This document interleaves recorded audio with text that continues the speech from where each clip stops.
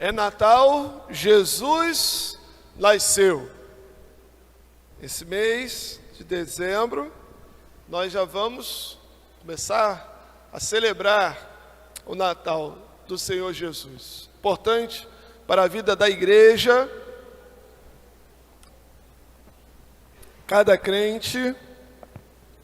Meus irmãos, duas celebrações que a igreja não pode abrir mão é a Páscoa. Mas pastor, a Páscoa não é uma festa judaica? Sim, começou com os judeus e Jesus, ele deu um novo entendimento sobre a Páscoa. Jesus, ele celebrou a Páscoa enquanto judeu e usou da Páscoa, o simbolismo da Páscoa, para falar da sua morte, da sua ressurreição para a igreja. Então ele dá um novo significado à Páscoa e nós celebramos a Páscoa, não a Páscoa judia, mas a Páscoa cristã. E o Natal, que é justamente quando nós celebramos a intervenção de Deus na nossa história. É Deus se metendo na história do homem, intervindo na história da humanidade. É Deus se fazendo homem, se fazendo carne e vindo habitar entre nós. Emanuel, Deus conosco.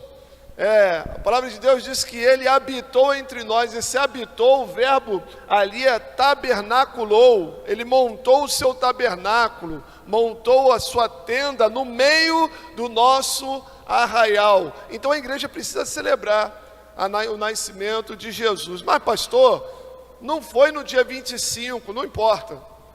Não precisa ser no dia, a data, mas é a data que nós escolhemos para celebrar. Verdadeiramente, não deve ter sido no dia 25 de dezembro, essa data foi escolhida depois, mas isso não impede a igreja de celebrar o Natal de Jesus. Ficou instituída uma data e nós usamos essa data para celebrar o Natal de Jesus. Eu conheço algumas igrejas evangélicas que, porque não é dia 25, foi uma data escolhida, não celebram.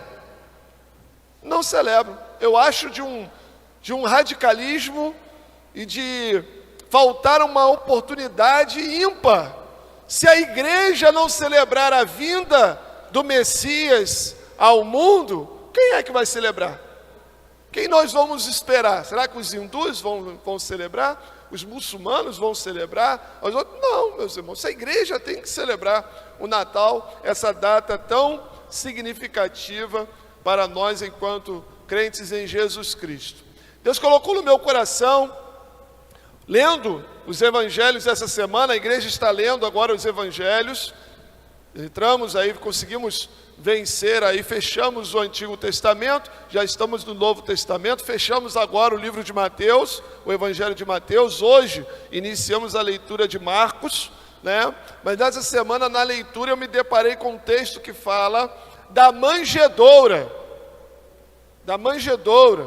eu estava lendo ali o texto do Evangelho de Mateus, e isso mexeu muito comigo, a figura da manjedoura.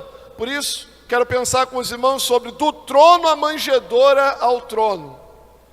Do trono à manjedoura ao trono. Pensar com os irmãos sobre isso.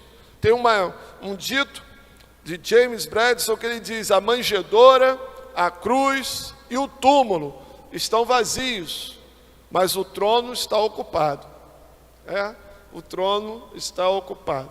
Jesus, ele deixa o trono vazio, vem até aqui, e ele passa pela manjedoura, passa pela cruz, passa pelo túmulo, mas depois assume novamente o seu lugar no trono que é seu.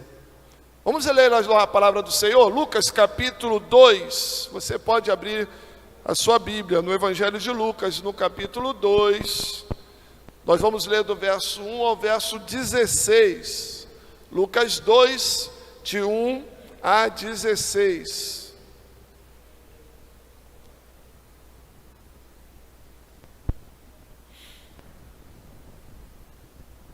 Você achou? Fique de pé, vamos ler a palavra do Senhor. Estou usando a nossa versão mais tradicional, revista e corrigida, para compartilhar esse texto com os irmãos. E aconteceu naqueles dias que saiu um decreto da parte de César Augusto para que todo o mundo se alistasse. Este primeiro alistamento foi feito sendo Cirênio governador da Síria.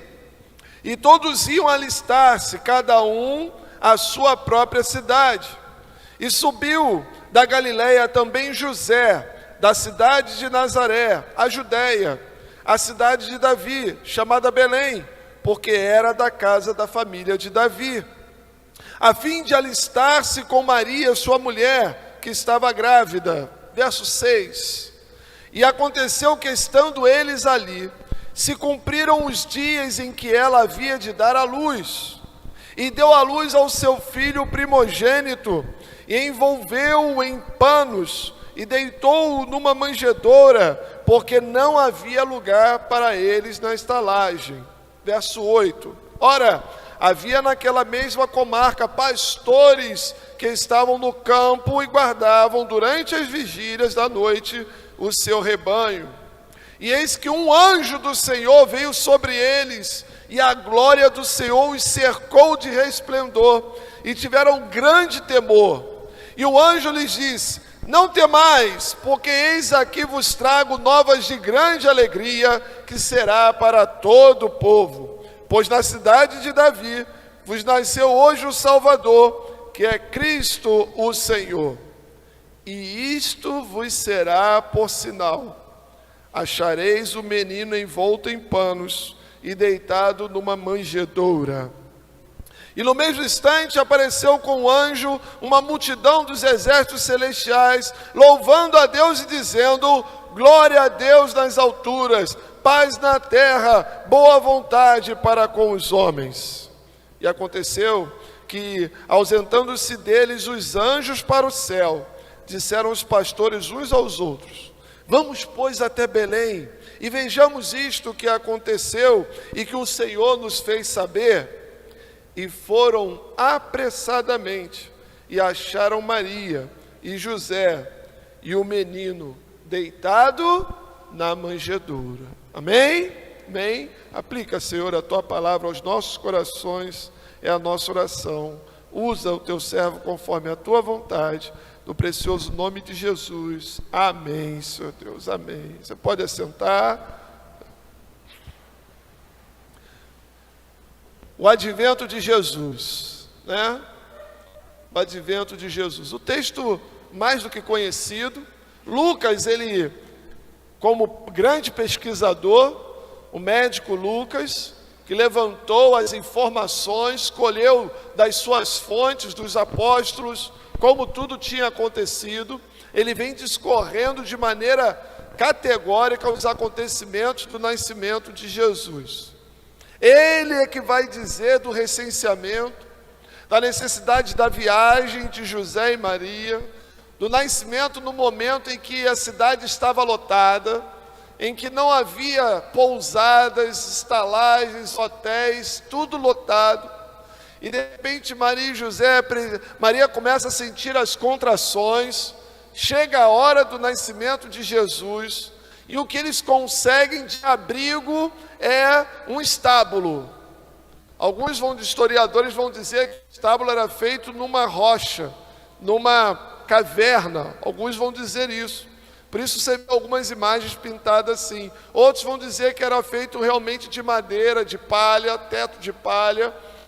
São muitas as conversas sobre o local, mas a grande realidade é que eles se instalaram ali, os animais estavam em volta, José deve ter limpado uma parte do estábulo, preparou um lugar, uma cama macia, e aí olhou, viu uma manjedoura, um coxo, onde se coloca o alimento para os animais. Ele pegou aquele coxo e improvisou um berço daquele coxo, daquela manjedoura, para que quando Jesus nascesse, pudesse ser colocado naquela manjedoura. Foi assim que aconteceu. O primeiro berço de Jesus foi a manjedoura, foi um coxo adaptado. ele deve ter limpado tudo, trocado a palha, volto, colocado os panos. Aquela criança nasce envolta em panos, tudo emergencialmente. As coisas aconteceram de uma maneira corrida, emergencial. É assim que o Filho de Deus veio ao mundo. É assim que o Filho de Deus nasce e entra na nossa história, nascendo de maneira humilde. Mas antes do nascimento, o Filho de Deus estava na glória. Antes do nascimento, o Filho de Deus estava na sua plenitude, na sua plena glória, no seu trono, olhando para nós, olhando para a humanidade, olhando para o mundo aqui. João, escrevendo na sua primeira carta, né? João 1:1, de 1 a 3, ele vai dizer: no princípio era o Verbo, e o Verbo estava com Deus, e o Verbo era Deus, ele estava no princípio com Deus. Todas as coisas foram feitas por ele, e sem ele nada do que foi feito se fez. Esse logos, verbo logos, o logon aí, é Jesus. No princípio era Jesus, e Jesus estava com Deus, e Jesus era Deus. Ele estava no princípio com Deus, todas as coisas foram feitas por ele, e sem ele nada do que foi feito se fez. Queridos, Jesus sempre existiu. Jesus sempre existiu. Erra aquele que pensa que Jesus passou a existir do momento do nascimento. Não, ele é Deus, é o próprio Deus.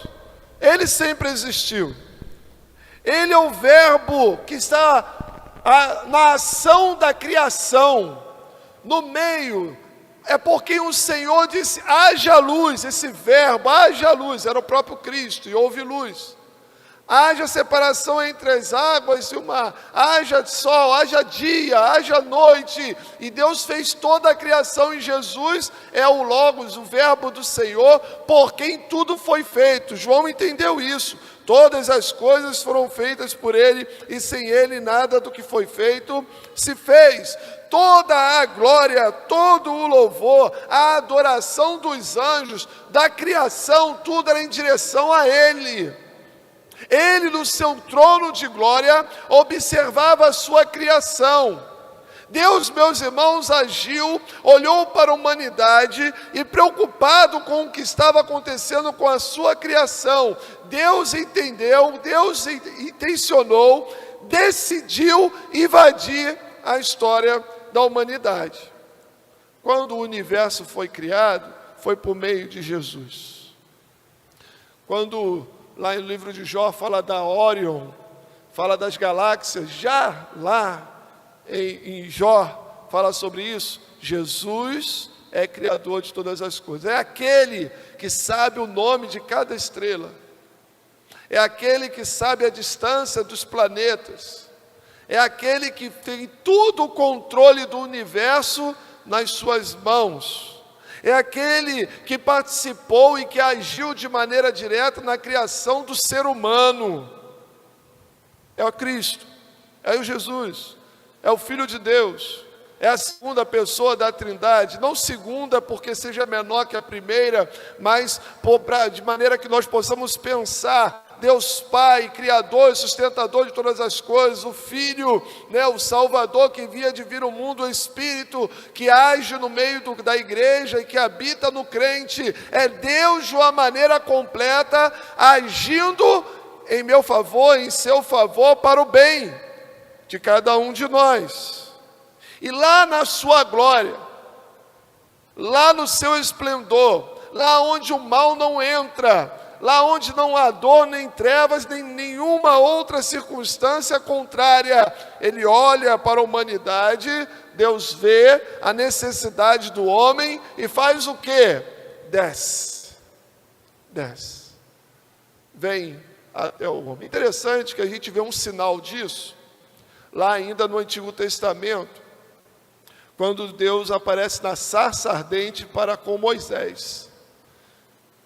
Deus, ele vira para Moisés, ele começa a aparecer naquela sarça ardente, que era um arbusto que queimava, o fogo em volta do arbusto, nas folhagens, nos galhos, mas não se consumia. Quando Moisés vê aquilo, ele vai ao encontro daquele arbusto, mas ali o Senhor fala com ele: Moisés, tira a sandália dos teus pés, o lugar onde você está é santo. Era a presença de Deus daquele lugar. Sabe o que o Senhor fala para ele? Vi e ouvi o sofrimento do meu povo e o clamor do meu povo, por isso desci. Por isso desci. Ali começava um plano da intervenção de Deus na história do homem. Há uma intenção de Deus de pôr fim ao sofrimento do seu povo, de intervir na ação do seu povo. E ali ele levanta Moisés como um símbolo de libertador, que seria o próprio Jesus. Moisés vai tirar o povo do Egito. Meus irmãos, vemos ainda, antes de Moisés, em Noé. É Deus agindo. A maldade havia tomado conta do mundo de tal maneira, que a maldade, a concupiscência, o pecado, o cheiro, havia subido até o Senhor. E o Senhor se incomodou de tal maneira, que Ele decidiu destruir todo mundo, toda a criação. Mas Ele olhou e viu Noé. E Noé começou a pregar: olha, o mundo será destruído, Deus vai mandar o dilúvio. Noé prepara a arca, mas ninguém se converte. Ele entra na arca com a sua família. Deus fecha a porta da arca e envia o dilúvio. E através de Noé, Deus começa uma nova história através da humanidade. Mas, meus irmãos, em todos esses momentos, essa intervenção através do homem, Moisés, através do homem, Noé, continua permitindo que o homem caminhe em direção ao abismo. Então Deus culmina no seu plano, que lá da sua glória, do seu trono, Ele deixa o seu trono e vem entrar, invadir a história da humanidade. Jesus é Deus encarnado, toma a forma humana. Deus desce, deixa o seu trono, toma a forma humana e entra na nossa história. Ele deixa o seu trono, vem ao nosso encontro, invade a nossa história. Primeiro, o trono. Mas para vir aqui, agora Ele vai para a manjedoura. Deixa o trono em direção à manjedoura. Verso 7, o texto vai dizer assim: e deu à luz a seu filho primogênito, envolveu-o em panos, deitou-o numa manjedoura, porque não havia lugar para eles na estalagem. Da glorificação, ou da glória do seu trono, agora Ele vem para a humilhação da manjedoura. Você imagina se alguém poderoso na terra hoje, como nós conhecemos aí os poderosos, os ricos, as famílias riquíssimas desse tempo, se eles vão de viagem para um outro país, o que não é preparado para eles lá? Você está acompanhando a Copa do Catar, está vendo aí alguns jogos? E aí você vê aquela tribuna de honra e aquelas pessoas que ficam lá. Existe um dos estádios, meus irmãos, que o estádio também é um hotel, para você ter uma ideia. A pessoa, que tem, ela está hospedada no estádio. O quarto, gigantesco, um apartamento. Quando chega a hora do jogo, ele abre as portas assim, e aí já é o seu camarote. Já é o seu camarote para assistir o jogo que acontece lá. Olha, imagina. Aí o Filho de Deus, que veio ao mundo, em vez de ter um camarote, um hotel, em vez de ser um Copacabana Palace fechado só para ele, em vez de ser um Manhattan Tower, né? Em vez de ser, não, ele vem e não tem lugar em Belém, uma cidadezinha pequena, que ninguém olhava para ela, não havia um quarto, não havia uma pousada, não havia um puxadinho atrás, não, teve que ir para um estábulo, e o seu berço, uma manjedoura. Mas por que Deus se submete a isso? Por mim e por você. Por que tamanha humilhação? Por mim e por você. Como pode aquele que é criador de todas as coisas, que sustenta o universo nas suas mãos, vem tomar a forma humana e vem invadir a nossa história para ser tratado assim? Nem lugar para ele havia. Tem que passar pelo constrangimento do nascimento de mulher. Maria teve dores de parto, meus irmãos. Teve contrações. Teve que fazer força para colocar o filho para fora. Aquele menino teve que ser envolto em panos. Aquele menino teve que ter ali o cordão umbilical cortado, teve que ter colocado em cima da manjedoura, porque não havia berço. Sinal do nascimento do Messias, no verso 7 que nós lemos, é que aquela criança seria encontrada numa manjedoura. Numa manjedoura. O sinal do nascimento do Messias: humilhação. Humilhação. Nesse capítulo 16, é muito interessante você lembrar, 3 vezes manjedoura é citado. Verso 7, verso 12 e verso 16. Cita a manjedoura 3 vezes. O escritor aqui, Lucas, ele cita. Tem a experiência, a necessidade de deixar claro, marcado a visão da manjedoura. Não era comum, meus irmãos, uma criança ser encontrada numa manjedoura. Quando os anjos só anunciam para os pastores que o Messias veio, nasceu o Salvador, e aí os pastores talvez pensavam, mas como é que a gente vai reconhecer que aquela criança, que aquele bebê é o Messias? Como é que eu vou perceber? Alguns dizem que criança é tudo igual, bebê, a gente olha assim, né? Como é que eu vou saber qual que é o Messias? Será que vai ter um brilho, né?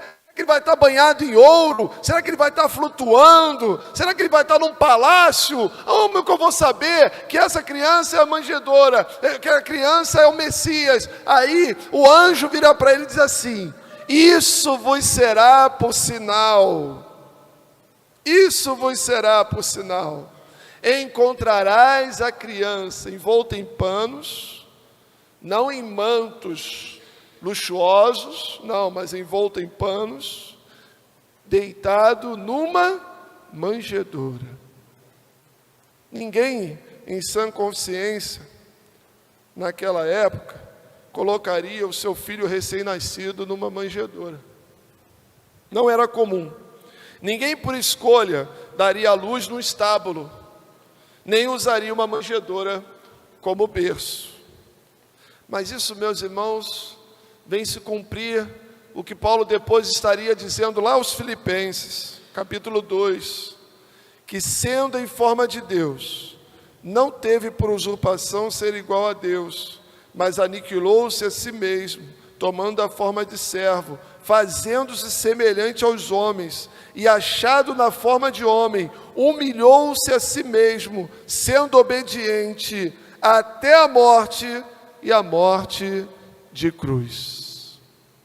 Jesus deixa o seu trono de glória para, em humildade e humilhação, por amor a mim e a você, invadir a nossa história. E em tudo ele foi obediente ao Pai, do nascimento, da sua vida, da sua morte e da sua ressurreição. Natal, meus irmãos, também é humildade. Natal também é humildade. Natal não tem muito a ver com lugares suntuosos, né? Hoje, as pessoas têm uma visão de Natal, aquela mesa farta. É bom a gente poder fazer os nossos quitutes, né? Comer a nossa rabanada, o Chester, né? É bom, alguns têm o pernil, outros, né? Tanta coisa que pode ser feita. Outros não, é só aquela ceia simples do dia a dia, aquele arroz metido à besta, né? Que joga os negocinhos dele para ficar colorido. Mas Natal tem a ver com humildade. O dono do universo, o Senhor de todas as coisas, o Criador de todas as coisas, ao mundo, e o seu nascimento é marcado em que ele foi colocado numa manjedoura.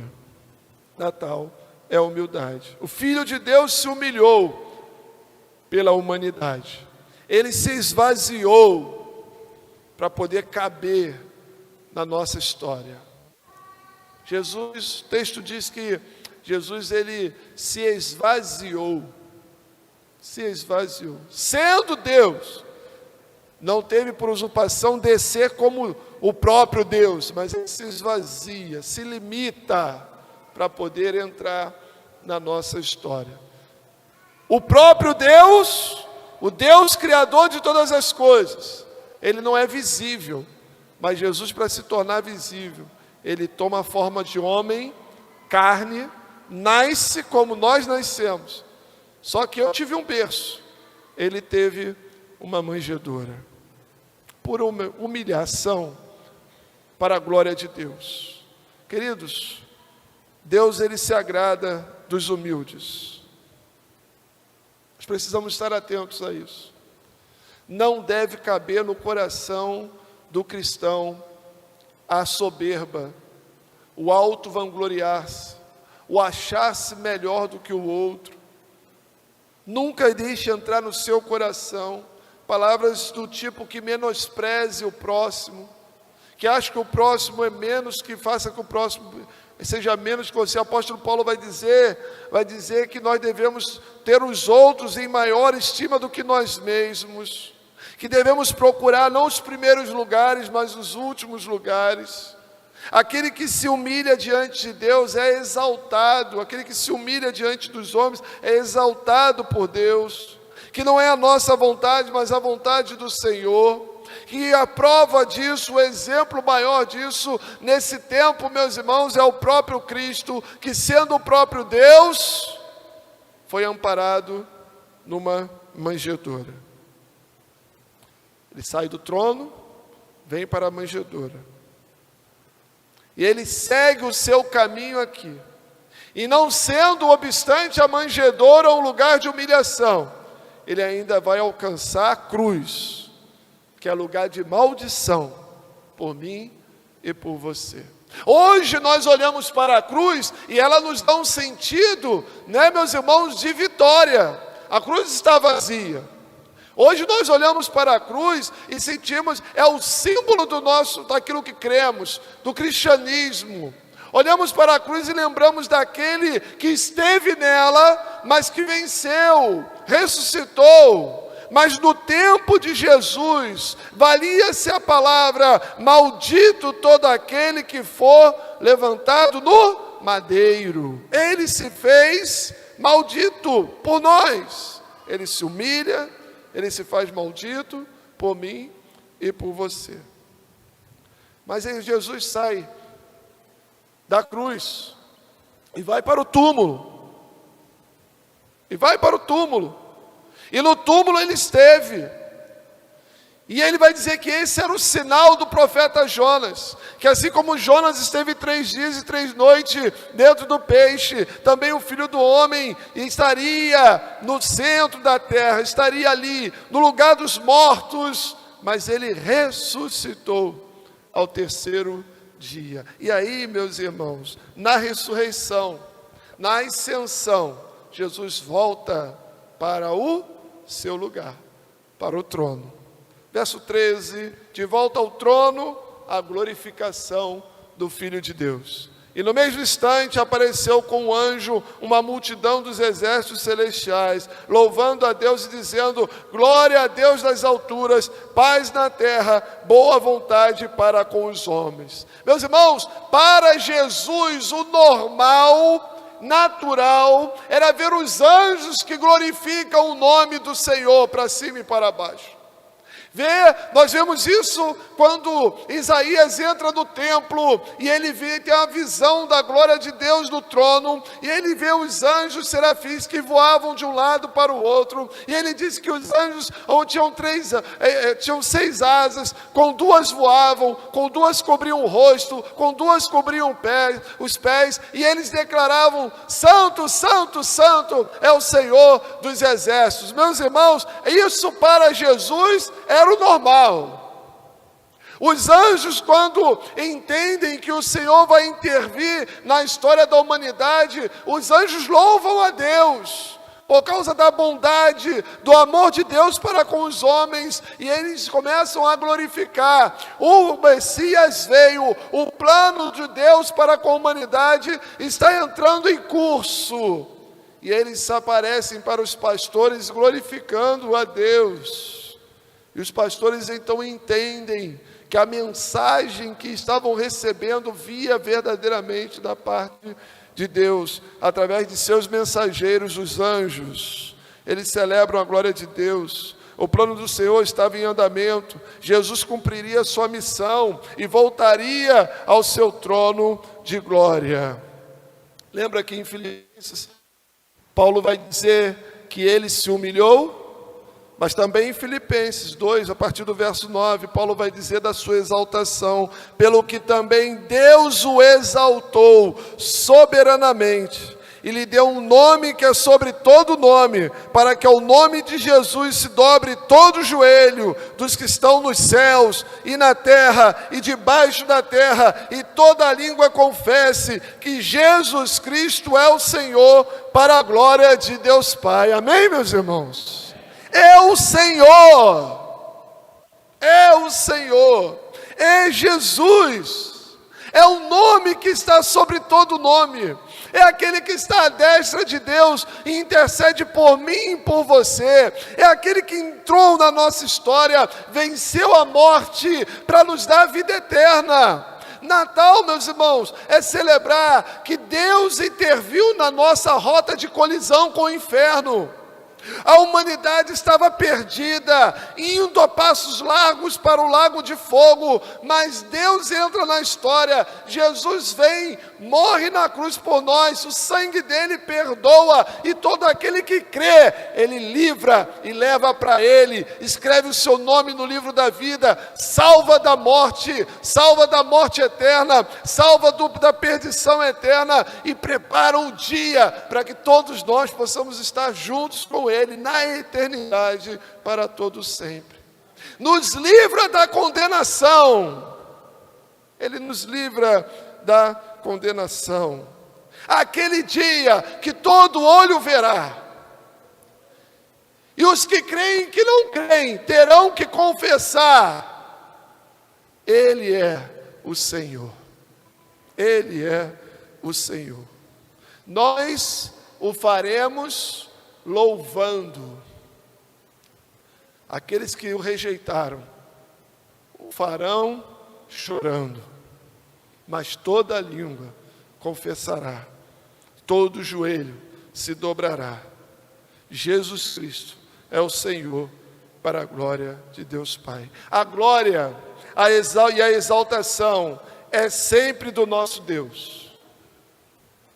Servimos ao Deus único, todo-poderoso, exaltado nas alturas, de eternidade a eternidade, tu és Deus. Jesus se humilhou por nós, e a humildade segue aos que creem o seu nome. Nós seguimos aquele que se humilhou, mas que está exaltado. Nós o seguimos em humildade, mas ele vai nos colocar em tronos. Ele vai nos levar para perto dele, nós estaremos com ele. Ele estará nos exaltando, nos glorificando, nos abençoando, porque cremos e nos firmamos nele. A soberba, meus irmãos, afronta o coração daquele que se humilhou. Longe de nós. Longe de nós. O salmista, no Salmo 19, diz assim: também da soberba livra o teu servo. Livra o teu servo. Não deixe que eu me assenhorie de mim mesmo. Não, mas que em tudo eu possa glorificar a Deus. Que tudo eu e você possamos entender o que somos, o que temos vem do Senhor. Que na realidade nós não somos nada, não merecemos nada, mas a graça, a misericórdia do Senhor nos alcançou. Vivamos em humildade. Ele vai nos exaltar no tempo próprio. Humilhemos, pois, debaixo da potente mão de Deus, para que a seu tempo nos exalte, lançando sobre Ele toda a vossa ansiedade, porque Ele tem cuidado de vós. O apóstolo Pedro escreve, 1 Pedro capítulo 5. Mas para chegarmos ao trono, que está preparado, precisamos passar pela manjedoura. Para chegarmos ao trono, precisamos passar pela manjedoura. Nesse mundo, meus irmãos, no mundo tereis aflições, mas tem de bom ânimo, eu venci o mundo. Jesus já está no trono, nós iremos para lá, mas nós precisamos vencer o mundo, precisamos caminhar com o Senhor, fazer a obra do Senhor, cumprir os propósitos do Senhor na vida da igreja e na vida de cada cristão em particular. Do trono, à manjedoura, ao trono. Aqui nesse mundo, diante do Senhor, na glória com o Senhor. Mas para isso você precisa crer. Você precisa crer. Crer no Senhor Jesus. Você precisa crer na Bíblia, na palavra de Deus, crer que Ele veio em forma humana, crer que Ele é Deus, veio e ressuscitou, crer que Ele vai voltar, e você precisa estar pronto para aquele grande dia. Nesse Natal, Jesus é o centro. O Natal na vida do cristão, o motivo é Jesus. Pode não ter presente, mas tem que ter Jesus. Pode não ter Chester, mas tem que ter Jesus. Pode até não ter rabanada, mas tem que ter Jesus. Tem que ter Jesus. Porque Jesus é o centro, o verdadeiro sentido do Natal. Amém?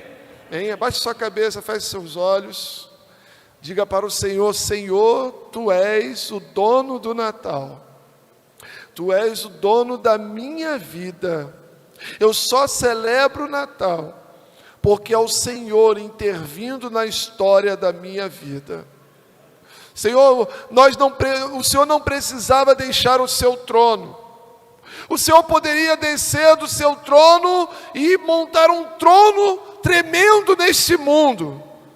Mas o Senhor foi recebido numa manjedoura, por amor a mim e aos teus filhos. Ó Pai, por amor à humanidade. Ó Deus, nós celebramos o nascimento do teu filho. Nascimento, ó Pai, este que vem marcar, não simplesmente a vida do Senhor, não, mas para marcar a vida da história da humanidade, Senhor. Nossa história, ela é dividida, Senhor, em antes de Cristo e depois de Cristo. A história da humanidade. Hoje, Senhor Deus, 2022, depois de Cristo, nós estamos celebrando, lembrando que Natal é Jesus, que Ele nasceu nos nossos corações, que porque Ele tomou o lugar na manjedoura, ó Senhor, hoje o Senhor tem um lugar nos nossos corações. As nossas vidas são do Senhor. Ó Pai, mas marcar também a história de cada irmão aqui em particular. A minha vida, Alexandre, antes de Cristo e depois de Cristo. A vida de Maria, antes de Cristo e depois de Cristo.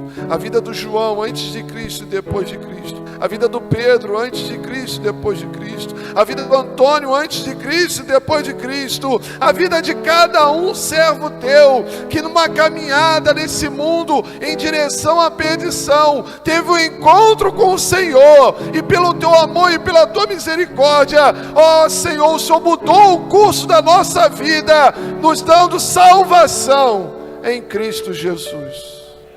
Louvado seja o teu nome, Senhor. Tu és o nosso Natal. Tu és o nosso Natal. Jesus, tu és o nosso Natal. Louvado seja o teu nome. Ajuda-nos, ó Pai, como igreja, a proclamar os 4 cantos deste mundo: Jesus Cristo salva, cura e liberta, porque Ele veio, interviu na história da humanidade, e através do sacrifício dele, Ele salva o pecador. Que isso não falte, Pai, nas nossas celebrações desse fim de ano. Que nunca nos falte nas celebrações diárias a nossa gratidão ao Senhor, porque o Senhor Jesus, o Emanuel, Deus conosco, tomou a manjedoura, tomou a cruz, tomou o túmulo, mas está assentado no trono e vai voltar para nos buscar. É a nossa oração, em o nome de Jesus, em nome de Jesus. Amém, Senhor Deus, amém. Que o amor de Deus, o nosso Pai, a graça salvadora de Jesus Cristo, a comunhão, a consolação do Espírito Santo de Deus, esteja sobre cada coração, cada vida, cada família, hoje, para todos sempre. Amém, Senhor Deus. Deus nos abençoe.